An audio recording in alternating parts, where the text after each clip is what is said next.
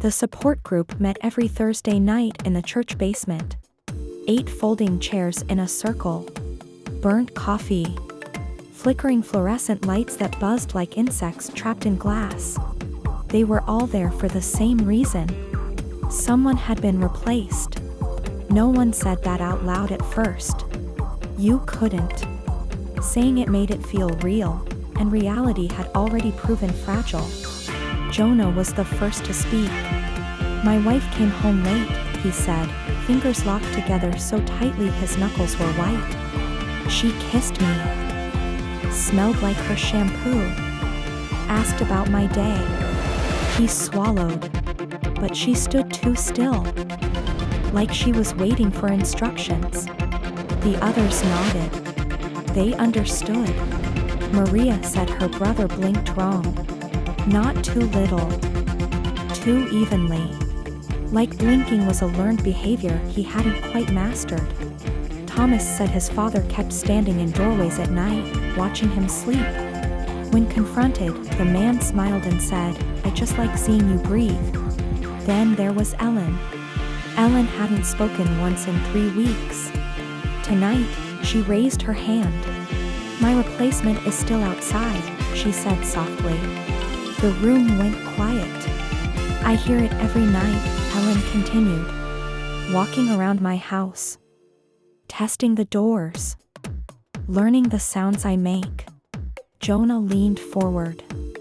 "You're lucky," he said. "At least yours hasn't come in yet." Ellen looked at him with red, sleepless eyes. "It did," she said. "I locked it in the shed." A murmur rippled through the group. "You can't trap them," Maria whispered. "I know," Ellen said. "It keeps asking me questions." "What kind of questions?" Thomas asked. Ellen hesitated. Then, about pain. About how much pressure it takes to stop a heart. About whether screaming changes anything.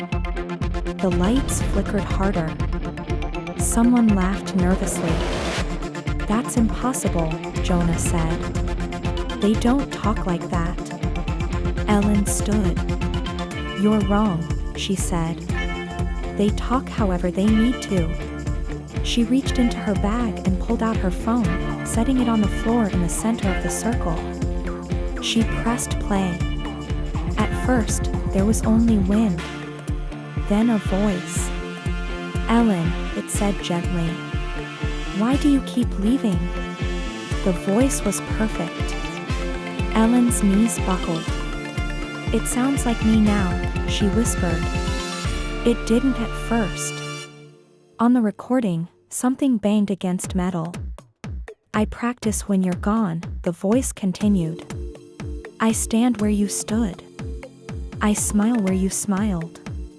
The banging stopped. "I think I'm ready." The phone screen went black. Everyone sat frozen. Then Jonah screamed.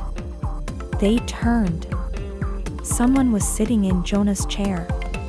It wore Jonah's face perfectly, same scar on the chin, same tired eyes, but it sat wrong, spine too straight, head tilted like a curious animal. It smiled. "Hi," it said. "This meeting is very helpful." The doors slammed shut. The lights went out. In the dark, voices began to crack